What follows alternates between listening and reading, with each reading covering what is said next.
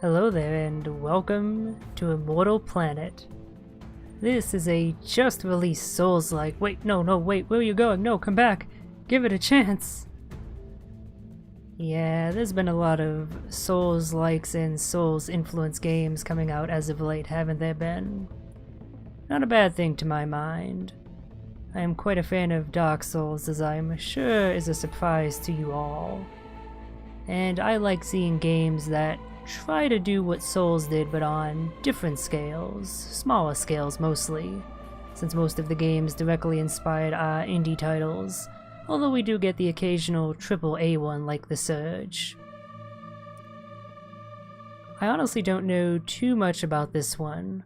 I've watched a little bit of pre-release footage, enough to get the idea that I would probably like it, but not a whole lot. About the only thing I do know is that the developer of it is known for another game called Ronin, which is a tactical stealth game. You may be familiar with it. I'm not.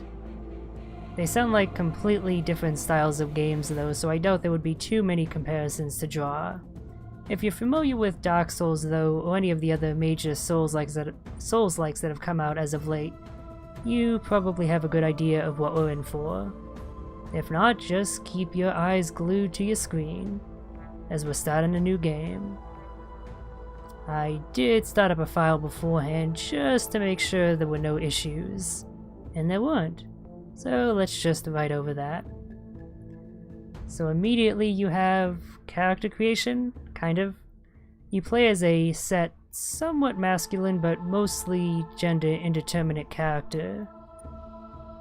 I say mostly masculine because of the broad shoulders and whatnot, but aside from that there aren't really too many determining aspects, so you can assume what you wish. There's really not much character customization per se, but instead just what you start with. Starting weapon and starting relic. So let's look at what we have here. A sword spear.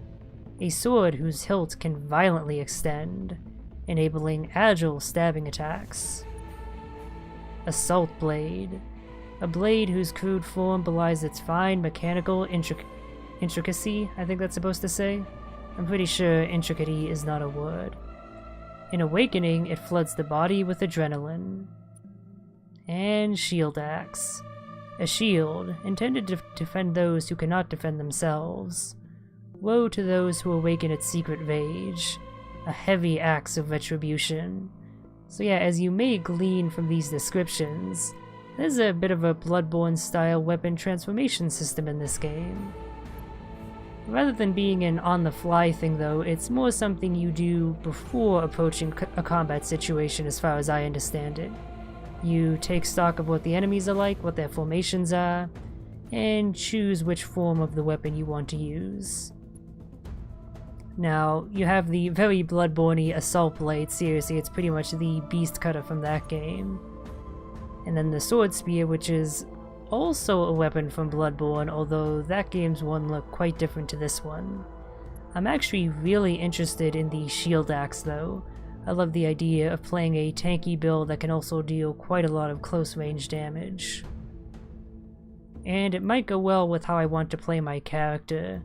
Mage builds are a thing, and having a good ability to defend myself at close range would go well with long-range magic offense, at least I assume.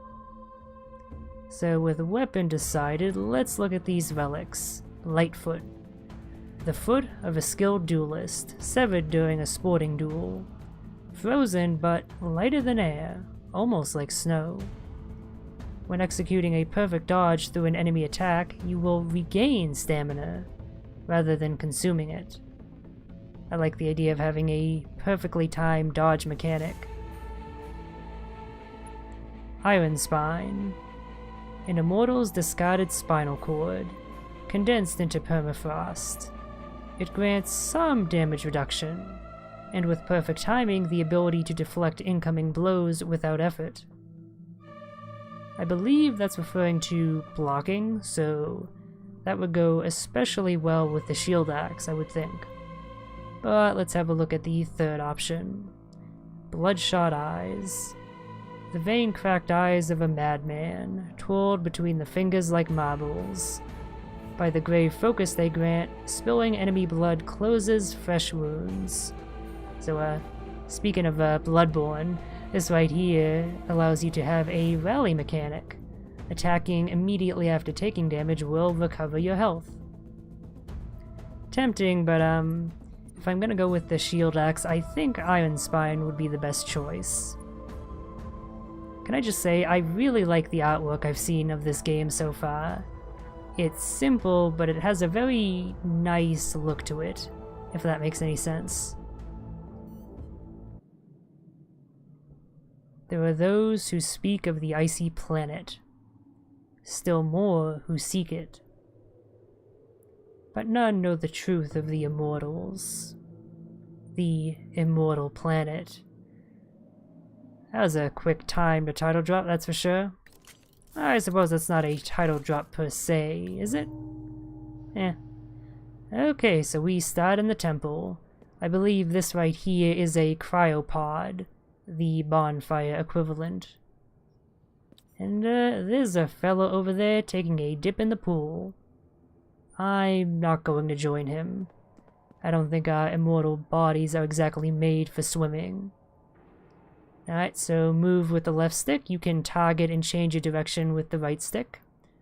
4 degrees of articulation. That's about what you'd expect from a sprite-based game like this.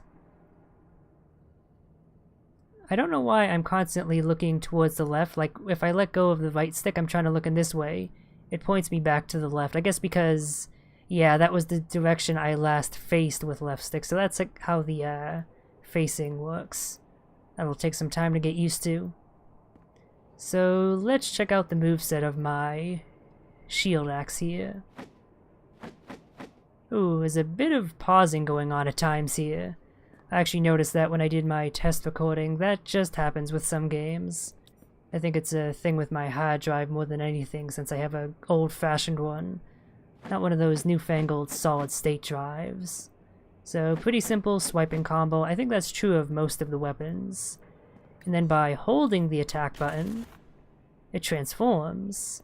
In this case, immediately doing a pretty powerful attack. So, I imagine the axe form is a lot stronger, but it also seems to consume more stamina. Let's see how the shield form does against this boy up here. Pretty good damage. As you'll no doubt notice, you can actually see the enemy's stamina, much like another recently released Souls-like Neo. Awake Walker. A violent Awake Walker armed with sword and iron will, and the description is gone, so I cannot read the rest of it. I think there's a bestiary that you can check out anytime. I'll try that out later. He blocked one of my blows, and that consumed his stamina, which I was able to actually perceive because of it being able to see his stamina bar. As I was about to say, but I think I interrupted myself, I love the concept of enemies actually having a proper stamina meter. In the actual Dark Souls games, they often really don't, as is apparent with some of the more aggressive ones, who can just end up attacking infinitely without pause. Nope. Hold A to run. Not super fast, but it's nice to have a speedier option. So having a game where enemies have stamina and you can see it, and thus manage it more directly, is really nice. I think there's even a Neo-like guard break mechanic if the enemy runs out of stamina. This would actually be a good place to test it out. So his stamina is gone. Mine, not so much, because, hey, that's the purpose of a shield. Oop. I was pressing the wrong button there. And once again right there. I don't have the ability to rally since I don't have that relic, so I'm not going to bother. So I'm going to try and extinguish his stamina near a ledge to show off a mechanic I've heard about. Right there. So if an enemy exhausts their stamina and you dash into them, you'll stun them and knock them aside. That lattermost point is especially relevant considering the level design of this game seems to employ quite a few pits. Now I'm trying to force it here just to show it off and confirm for myself that it works like how I think. Yeah, you can knock enemies off. It's pretty great. This one I'll finish off with regular blows. Oh dear, I don't want to have my stamina extinguished though. That's not going to do me any good. Let's see what that boy was guarding. Immortal blood. Auto-injector containing immortal blood that can heal the body. Again, Bloodborne references. So I believe that is the Estus equivalent. One use at the moment. Ceremonial pistol. Never meant to be used in combat. Reloading requires complete disassembly of the gun. I guess that's the narrative explanation as to why it only reloads when you rest at your bonfire equivalent. At least I believe that's how that works. So let's try out blocking an attack, extinguishing their stamina, and then following up with a weapon awakening. That actually seemed to work out quite well. Let's try it against this next one here. Oh, he's got a gun. But I believe you can attack with it at close range as well. Gunwalker, an awake walker who has claimed a makeshift rifle and uses it with deadly accuracy. Honestly, not that accurate, it was pretty easy to dodge. So, hyperlight drifter style, dashing over gaps. Let me just check this right here. Okay, good. So you can't actually walk off the edge. You can be knocked off, and I think you can dash off.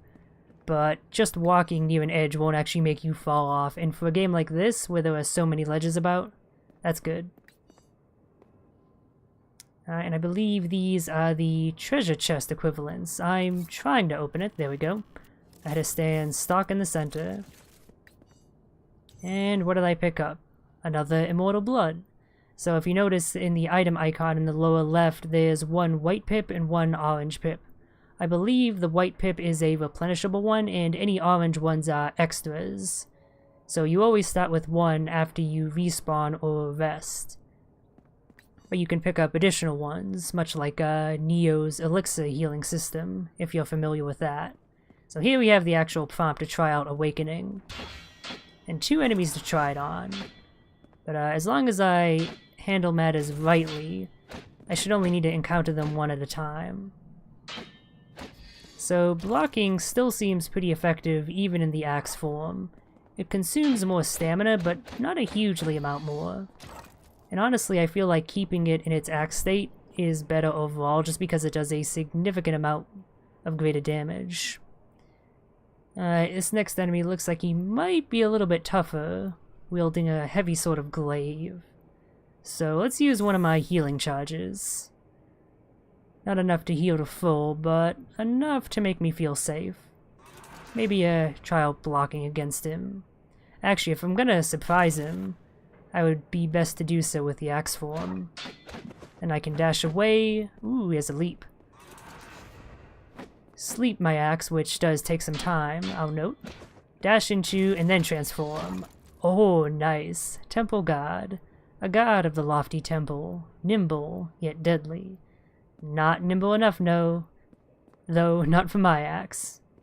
So, I'm not sure. It seemed like I did boosted damage with my axe after I stunned him. That could just be confirmation bias considering how quickly I killed him. I'll have to test that out further. Lightning Bolt, a basic but invaluable spell. The Psyker conjures arcing energy to paralyze their foe.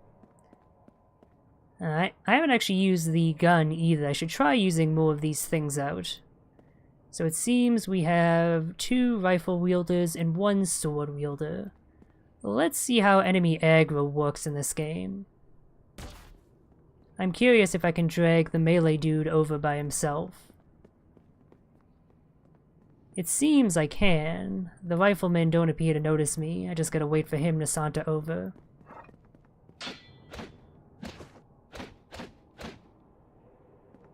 Yeah, I don't think I do more damage after... Ooh, he's got some firebombs. After stunning them. Oh wow, he can be damaged by his own fire. I too then can be damaged by my own if I use that, I assume. Alright, let's try out the spell. Paralyzing one and then going for the other, especially with the axe out, is probably the best way to handle this. Oh wow, you did not get paralyzed for long. That was not nearly as useful as I was hoping it would be. So it doesn't seem like there's much, I forget what you call it, but horizontal arcing, I guess is how I'll refer to it with the weapons. I was hoping with this wide swing I would be able to hit both of them, but I only hit the one that I was targeted on. Perhaps the other one was just barely out of range, but it seems like, for the most part, I'm only going to be able to target one enemy at a time. It's a very slow-paced, oh god, deliberate combat this, and that was a rather rude troll. I'm just gonna, untarget and run away for a second and heal up. Don't want to die with a healing charge remaining. That's the worst feeling in the world. Maybe I can make use of the ledge here. If so, I would do to keep my shield up. So just get him near the edge. Oh god, that did not work out well. I may have made a mistake attempting that. It worked out in the end. Of course, now I'm both low on health and low on healing charges, although perhaps... Hey, there we go, that's exactly what I was hoping for. I'll immediately use that, thank you. Okay, so there's one exit on the left side, and one here on the right. I have no idea which is the better to take. Let's, do the bottom left one. That's what I'm feeling like. The other gate looks a bit more ostentatious, like it might lead somewhere important, so I'm gonna leave that for later.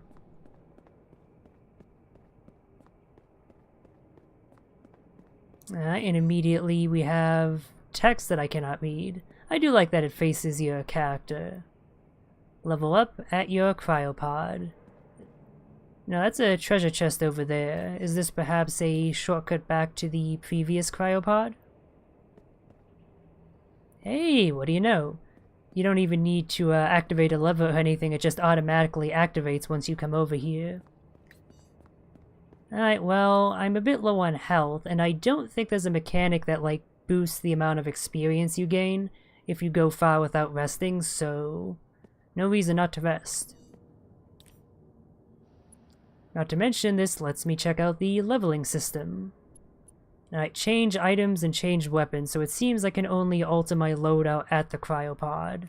I cannot do so on the fly. That'll be good to keep in mind. Let's look at the item descriptions. Oh right, I read them already. I do like that when you encounter a new enemy or a new item, it actually causes the description to pop up at the bottom. That's pretty handy. My only issue is that it automatically goes away after a time, and a rather short time at that. It would be better if you had to manually get rid of it. So let's see, you have 5 core stats. Strength, which boosts health and attack damage. Agility, which boosts stamina and attack damage. Endurance, which boosts health, stamina, and armor. Willpower, which boosts health and bonus spell uses. And then Intelligence, which boosts spell damage and bonus item uses. So, one thing I knew going in is that it is possible to have a mage build. In fact, I think I mentioned that, yeah, when, as for my reason for picking the shield axe, so I assume I would want to raise willpower and intelligence for the most part, and then maybe a bit of strength, mostly for the health. What gives the most health? Is it strength? No, it's endurance. That would also give me more stamina and armor as well. So these 3 stats are what I'll likely be focusing on. Mostly just willpower and intelligence though. So it looks like I can get extra uses of spells from leveling up, not the intelligence, but the willpower. How many points do I need? A full 5, which is all the current levels I can currently get. I'm not sure if that's a super good use or not. Oh, this actually ends up giving me a not inconsiderable amount of health as well, in fact. That's actually the greatest amount of health. Fascinating. They understand that just because you're a mage doesn't mean you necessarily want to be squishy. So I'm tempted to put 5 points into this for the immediate health boost and an extra cast of my lightning bolts. But I feel like boosting my spell's damage is probably better overall. It also gives me bonus item uses. I'm guessing that means stuff like pistol. Probably not the Estus equivalent though. Yeah, let's pump 5 levels into this. And hey, an achievement. Level up.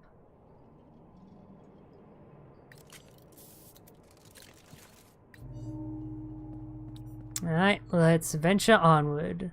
Of course, the enemies respawn after you rest. I like the setting conceit that's here that, as far as I understand it, basically because these are immortal beings, they have to spend a lot of their time just resting. Because they exist for essentially ever, the rigors of daily life have to have a break every now and again. And that's why there's the respawning mechanic.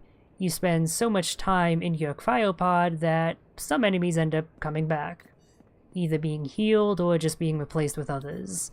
And that's a cool way of narratively handling the whole respawning enemies mechanic. Alright, 2 sword boys. Let's get out the axe. I gotta say, I'm not a fan of what button they decided to have for dodge. It's circle, and in a game like this, I feel like it would be better to be on A. That is also what run is on, but it could just do a Neo thing of holding, having you run, and then tapping, having you be dash. Having you dash, sorry, be dash. That would also free up the circle button for some other function. It is what it is. Okay, so do not dash into an enemy when they're coming after you, clearly. I ended up wasting my own stamina.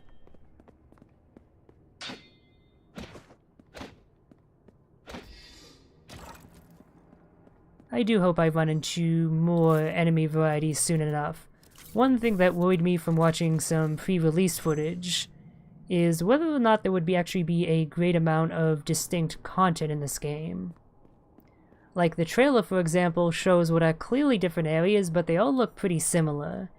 And most of what the combat was shown was pretty similar as well, just like a lot of very basic enemy types. Even if there doesn't end up being a huge variety, I can see myself enjoying this, just less so than I would ideally like. Let's drag one of you out. You know what? Let's make use of my spells, especially now that the damage is boosted. God damn it, I keep going for X to dodge. I think because of Neo. I think that's specifically why I brought that up. And you know, despite this being a PC-only game, at the moment, there might be a console port later. You do not have... Okay, yeah, so if you dash into an enemy and their stamina is not depleted, you're the one who ends up, getting stunned. So you can't just dash into them willy-nilly. That also means you have to be careful when dashing, because if you accidentally dash into an enemy trying to get away from another one, you're gonna be in a spot of trouble. But yeah, for whatever reason, despite it being a PC game, there is no way to rebind the controls. Not even for the mouse and keyboard, I believe, which is kind of an issue. Let's heal up. The reason why I didn't paralyze that other guy was because I pressed the wrong shoulder button. My bad. And again, I go for the wrong button. God damn it. Maybe I should have gone for the Bloodborne Valley accessory. I feel like it would be doing me a lot more good here. Oh well. In fairness, probably the only reason why I'm blocking so effectively is because of the Iron Spine that I took. Let's actually, look at its description. Oop. Didn't mean to do that. Let's, hop back in. Okay, good. It does in fact keep all of your progress. It leaves exactly where you left off. That's good. So let's go into the inventory, and I wanted to look at the accessory. Oh, there it is. So it grants some damage reduction. I assume that's just a passive bonus while this is equipped. And with perfect timing, the ability to deflect oncoming blows without effort. So I've just been putting up my block way beforehand. I'm curious how blocking differs with this accessory if I perfectly time it then. Will the enemy rebound, or will they simply consume more stamina? So let's get out the shield if I'm going to be testing that. And try it out against this rifle boy. Okay, rifles pierce. Good to know. Just gonna heal up there. I don't know why I tried to block that. That was not a good idea. Okay, I think that was a perfectly timed block. Given the, shing, yeah. So it seems like it causes them to consume more stamina, which was about what I expected. I don't know if it reduced my blocking stamina cost, but that's not all that great in the first place. So I'm not too worried about that. I guess this is technically a shortcut of sorts. Not exactly useful, but eh. It's there. Alright, Rifle Boy, and of course a Halberd Boy. Okay, so I can hit multiple enemies at once. That other time when I tried, I was simply a bit off. I'm gonna take out the support first. That is always a good idea.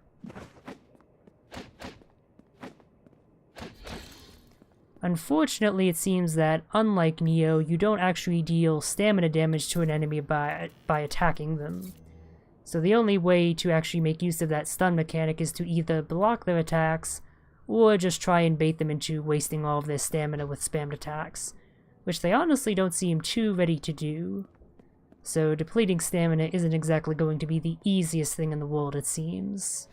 Okay, and we have a boss. I'm just gonna heal up. What kind of attacks do you have? A single wide swipe? Okay, he stunned me. That seems rather unfair considering I was not out of stamina.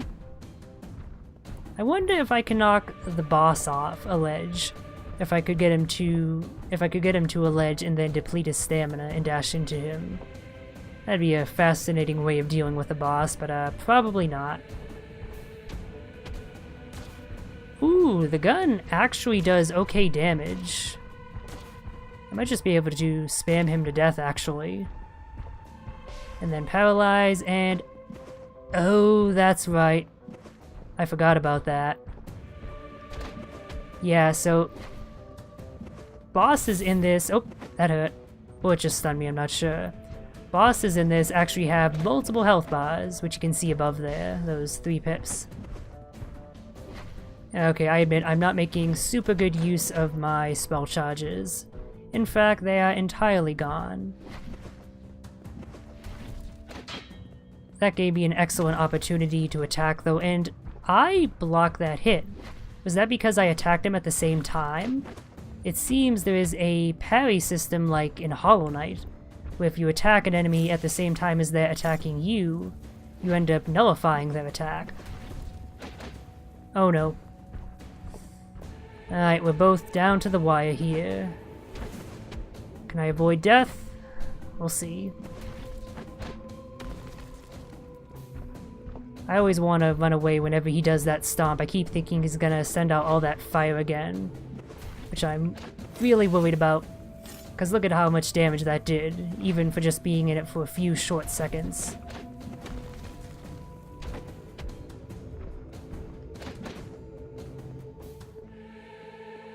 I stunned him and I didn't realize it. I thought I was actually killing him there. I didn't realize he still had 1 health bar left. Okay, this could get hairy. And that was the first death. I suppose dying to... I don't think that's a boss, I think it's more of a mini-boss. I suppose having my first death be to a mini-boss isn't the worst thing in the world. I do wonder how I would have fared had I picked up that rally accessory instead. I feel like it would have come in really handy there, but... can't change the past, you gotta go with what you got, with what you're given.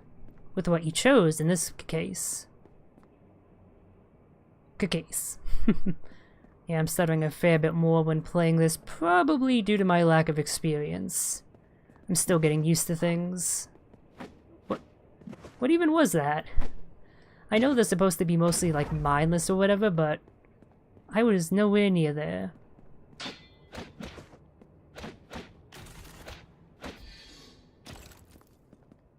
Alright, taking damage on the way to a tough fight isn't exactly the way to handle things, but again, I'm still getting my footing.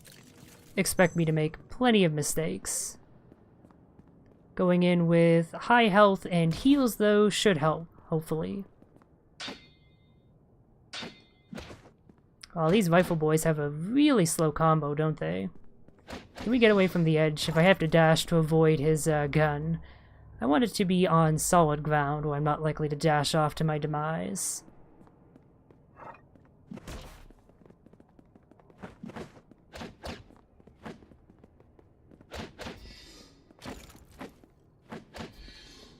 Yeah, I'm definitely improving here. See how I handled that situation right there compared to my previous run. I felt them much more quickly, and perhaps I can do so with the boss. Oh, and that must be my bloodstain equivalent. Let me just hop over there right quick. A to consume. It doesn't take any time, thankfully. You know what? Let's bring out my shield, and let's see how blocking works. So he has a bit of a stun, it seems. Okay, perfect. I did a perfect block, and it caused him to consume a huge amount of stamina. Let's stun him, actually, and then go for the transformation. That was a mistake. I keep thinking the paralysis is gonna last longer than it actually does.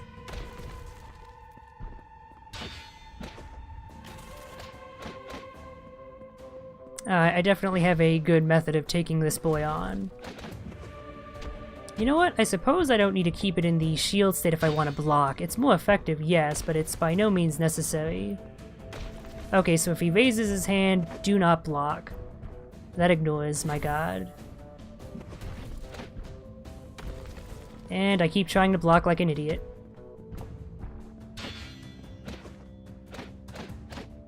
Alright, 2 HP bars left. I don't like how he can just cause fire out of nowhere like that. It always ends up being a bit of chip damage, just because of how expansive it is. Alright, see, I reacted pretty well there. Getting in damage, perfect blocking, and then getting the stun and further damage beyond that. See? I'm learning. I'm just gonna shut up now for the remainder of the fight so I don't die like an idiot. I do wish your stamina came back a little bit faster, though. It not coming back all that fast is causing me a little bit of trouble. Speaking of trouble, holy shit. That was way too much damage.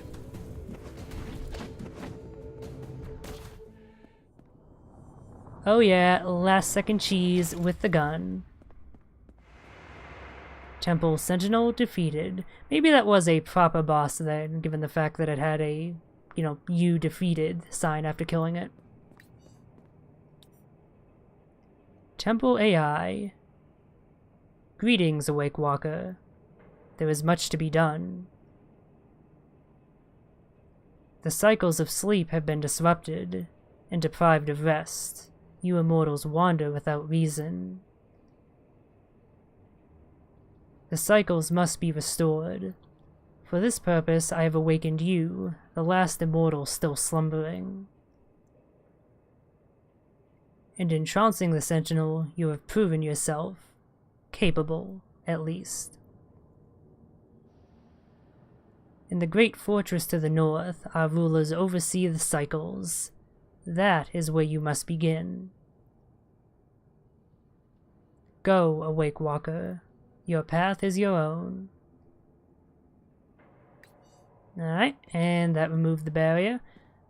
My question is, did that also remove the barrier around the chest over here? Hey, what do you know? Let's see what my boss reward is. Something good, I hope. Hyper.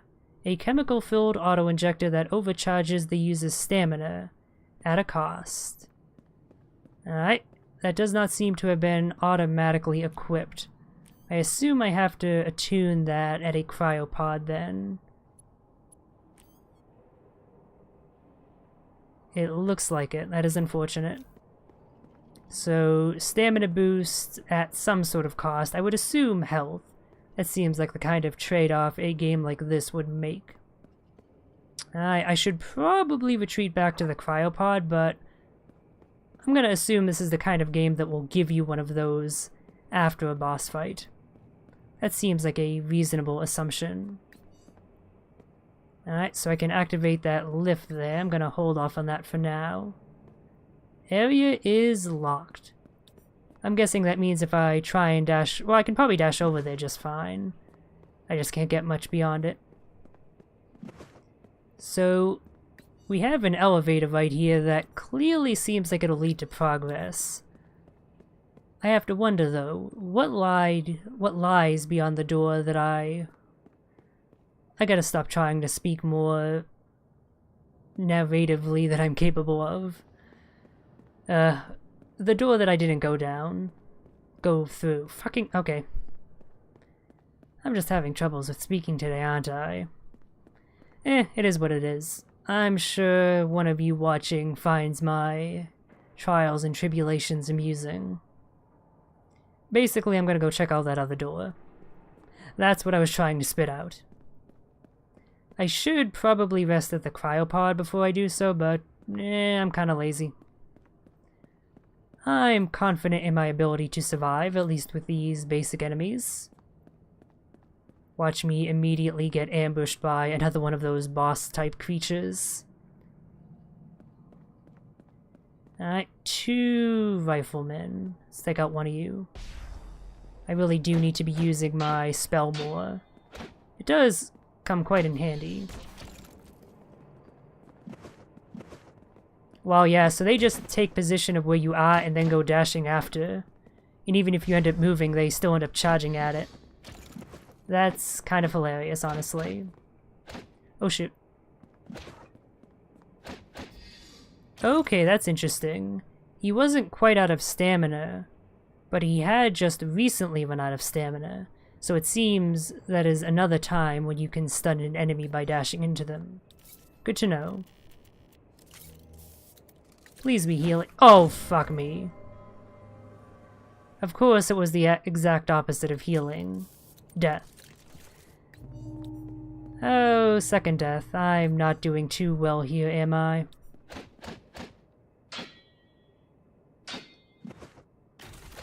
Okay. I don't know why I didn't dash into him. That's what I was aiming for, to stun him. And then awaken my weapon, but of course the game has to prevent me from looking cool. I'm used to it. I'm used to it.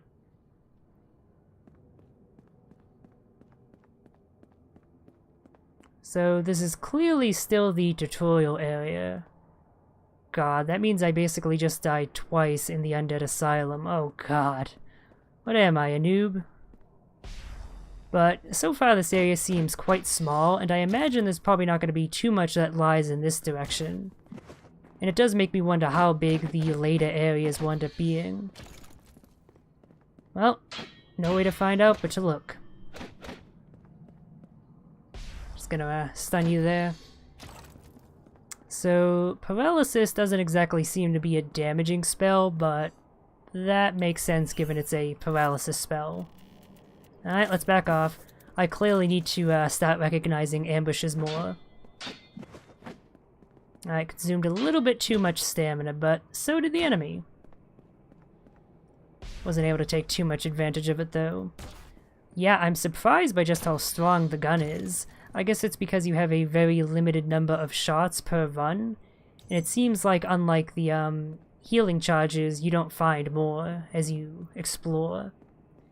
But still, it does way more damage than I would have expected. Okay, bye buddy. Oh, damn it. I really, gotta get better at knocking enemies off of ledges, because it is so amusing when it occurs. Not to mention just going for the stuns in general seems to be a good idea. Okay, this was the door that I hadn't gone through. I thought it was the previous one, but no. Oh, it actually explicitly tells you this mechanic. That's a good thing. Far too many Souls-likes end up, being very oblique like Dark Souls, and I can understand why. It's a major sort of feature and hallmark of the actual Dark Souls games, but unless you think your game is going to be popular enough for people to really dig into things, that's not a good idea. You need to be upfront with your mechanics. Alright, well there's clearly a rather important thing up there, but let me deal with this boy first. I don't know why I dashed away. I keep making really dumb mistakes. Growing pains. Okay, that is a great prompt, just... Huh?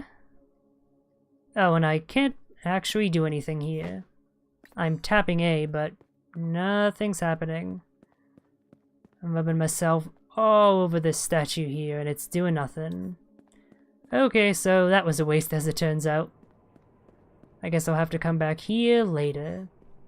I kind of wish, like... I feel like the way this is designed, it encourages you to not go this way. Like, this is a very ornate doorway. If the boss was to be anywhere, I would expect it to be there. But no, instead it's off in this other corner, which isn't really marked in any significant way. Just a bit of a complaint about the visual aspect of the level design there. Funneling players to the boss last is an important part of having a good visual level design, at least in my opinion. Because generally speaking, they're going to want to go to the boss last. Now, I meant to dash forward, but I dashed away. Again, dumb mistakes. Yeah, I do wish, not that your stamina recovery was faster per se, but that it started recovering more quickly. As it is, even if I end up clearing an enemy's stamina bar, mine will usually be depleted as well. And by the time it recovers, theirs has mostly recovered, which means I can't really take a huge amount of advantage with it.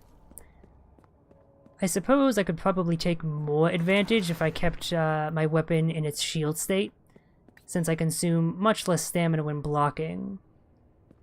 But the fact that I have to have a specific weapon in a specific state to make use of the stun efficiently, it's not exactly a good design decision, in my opinion.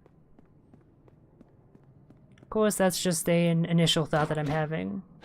For all I know, that could work well with the overall balance of the game. Okay, he actually tricked me with that. That delayed second attack. I ended up letting go of my guard right before he attacked. That's probably why they have that delayed so. Can I just ignore these guys? Probably. They are quite slow to come after me. And there's a handy screen transition over here. The doors only get blocked if enemies approach close enough, it seems. That is a mechanic I do like. It allows for you to run past the enemies, but you do have to do so quickly enough to prevent your way forward from being barred. Alright, let's see where this elevator leads.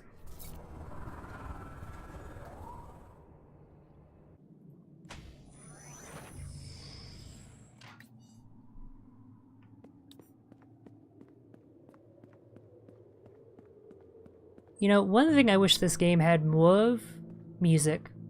Again, it's the Dark Souls thing of having mostly ambient noise for the audio. Thank you, controller, for disconnecting and reconnecting and causing that boop-de-boop. It's the Dark Souls thing of having it mostly be ambient noise for your audio design, but I feel like that doesn't work in a game like this, where a lot of the environments seem like they're gonna be clean-cut artificial ones, where there's not, say, a lot of wildlife or other background stuff that's going to cause chatter that you can work in. And in that case, it's important to always have a little bit of music to keep the player invested in what's going on. Not invested, that's not quite the right word, but just having a mostly silent game as I did throughout most of the previous area I explored, it's just a bit duller overall. There does seem to be a fairly quiet ambient soundtrack going on now though, so maybe that's just an issue with the tutorial area. What is this, a chunk of sentient ice? No, it's someone frozen. Frozen archivist. Oh? Oh, please don't leave. It's so cold and the city is so quiet. Won't you stay and chat a while? I am an archivist, of the archives to the south, naturally. But I woke up here, in this wreck of a cryopod. You're the first person I've seen in ages. Do you know where everyone has gone? This awful silence has me dreading the worst. Will you go and make sure the archives are still operational? I got nothing better to do. I often find myself remembering less and less nowadays. Each cycle I wake unaware of what I've lost. Thank goodness for the archives, No matter what we forget, we can always find it there. By the by, do you have spare experiences by any chance? Oh yeah, that's a little detail that I didn't explicitly point out. Your experience, your soul's equivalent, is literally experiences, as in memories, experiences you've had. That, to an immortal society, is what's valuable, and I think that's really cool. I have quite a few valuable items stashed away in here. Alright, so rather than using my funds to level up, I can make some purchases. So let's see what he has to offer. Psychic Surge. A surge of focused psychic energy rejuvenates the psyker's body, heals recent wounds, and restores all stamina. So recent wounds means the rally system, red health bar. So I'm honestly not too thrilled about that. Healing that I can only use immediately after being struck. Presumably, though, it's much quicker to go through than the Immortal Blood. At least I would hope. Vial of Mortal Blood. When Chaos descended, a majority of the temple was quarantined to safeguard the rest of the city. This artifact should have been locked deep inside it. Okay. That doesn't exactly tell me what that does. Maybe it's a key item of some sort? Actually, that would make sense given the fact that it has a different border around it. Let me actually back off and check my own inventory. So it looks like accessories have that circle around it, while usable items have the square brackets. Square border. So this is some sort of accessory, I suppose? But it doesn't seem to have an effect listed with it. I'll consider purchasing it if there's nothing else interesting. Telekinesis. The Psyker unleashes a shockwave of psychic force. Enemies are thrown back and stunned. Ooh. Force. And considering how many ledges there are in this game so far, that seems like it would be very useful indeed. A more handy method of knocking enemies off ledges than the whole stun thing. Firebomb, a classic. A grenade that coats the ground in spreading flames, stuns foes on a direct hit. That could be worth picking up. Would its damage be based off of my spell damage stat? Because it's not quite a spell. It's probably fixed damage.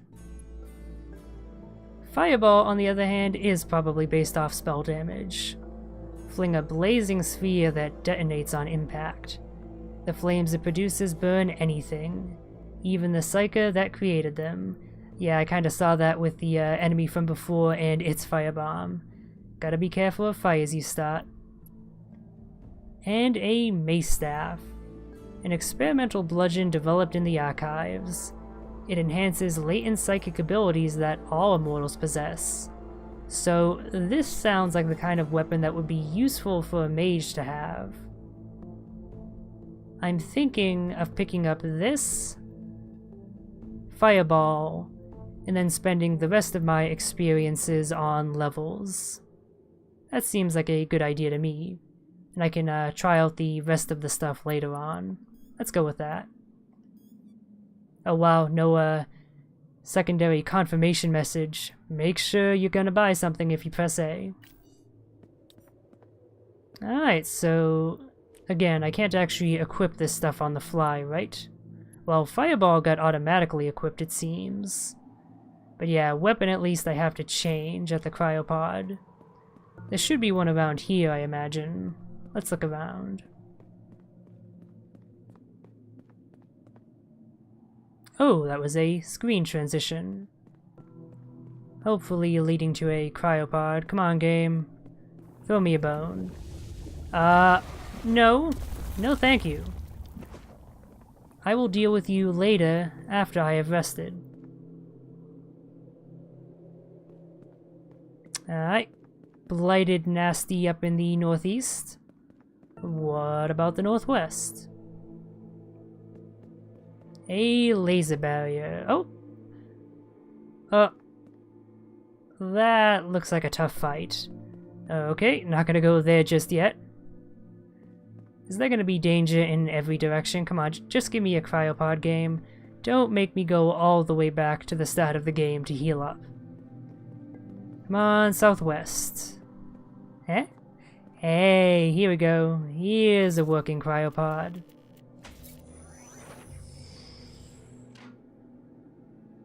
Ah, it's nice to get a rest every... Oh. Well, fuck me. That wasn't a cryopod, that was an elevator. This is a cryopod, okay. So... let's level up a little. Looks like I can probably pick up another 5 or so levels. Let's go with willpower this time. Give myself some more health, I clearly need it. And some bonus spell uses. I don't want to change any of my items, do I? No. Not just yet, but I do want to change my weapon. Mace Staff. So I'm curious what it means when it says it enhances the latent psychic abilities. I'm hoping that means a damage buff. Well, let's see what it's I would say moveset, but it seems like all the weapons in this game just have the same basic combo, which is a bit of a shame. Alright, so Awakened, it ends up being larger and heftier. Faster, it looks like, in terms of swing speed. Let's actually compare that. Maybe about the same speed. Probably more damage, but it also consumes more stamina. And again, given the description, I'm hoping that it gives a passive damage boost as well. Okay, well, now that I have a save point, let's head back. I want to deal with those, dangerous looking fellows up here first, before venturing into a new area. This seems like where I need to go in order to progress. So I'm going to save that for last, naturally. And as you may have noticed, those extra healing charges I had, they're gone. So resting at a cryopod removes any extra uses like that. So that's actually a decision you have to make if you have a bunch of those extra uses. To rest and activate a checkpoint and level up and stuff, or continue forward with your stock of healing supplies that may not be so easily re-obtained. And that's a decision I kinda like. I'm guessing I can't block that effectively. Hopefully it resorts to melee in close range. Perfect. Then I transform. Oh right, I'm using the mace. I thought I was using the axe for a second. Still probably not a bad idea to have this transformed. Easy enough to stun him, thankfully. Alright, so the corrosive juice does damage over time. Oh, I'm in it. I might want to rely on range stuff then, especially my newly found fireball. Ooh, that is pretty significant damage. Especially if he stays still when I fire it. Heh, fire it. It does, however, have a fairly long casting time. Awake Mare. A powerful psycho rises in madness. Suspended between sleeping and waking, something about dreams. Alright, so this seems to be another elevator. I guess that leads to another area then? Let's actually check that out. It's not like this game has long loading times. So it seems I actually have multiple paths I can progress down. I like that. Having a bit of open level design is nice. Alternatively, I only actually have one path maybe. Can I dash over this? Hey, I can. Okay, so this is a conceivable pathway. And, you seem like you might be a friendly. Sleepless Outcast. Each immortal defines their own purpose. We may exist, but we do not truly live unless we are free to decide who we are. Or at least, that is what I'm told, by the few memories I can gather. This right of self-determination, unspoken, was the most precious thing in these forsaken tombs, yet, to myself, it is worthless. Pitiful, isn't it? This desperate scrounging for identity on a planet that cares not. No matter what mask we wear, we are the same inside, alive, without end, alive, without meaning. Well, aren't you an optimistic chum? Who are you, anyway? You seem familiar. Somehow, I recognize those eyes behind your mask. Do you know me? Can you tell me who I am? I've got this ache. A hole in my brain. Can't tell what's missing, but I'm glad it's gone. Alright, repeating dialogue. I'm guessing this is gonna be in typical Souls style, an NPC that I can follow throughout the game. Hopefully it's not as obtuse as a lot of the NPC quest lines in actual Souls games. Okay, so we have a cryopod to rest at. So this is clearly another area I can head down. So before I do that, let me check out that last remaining pathway I noticed. The one that guarded by a rather dangerous looking fellow.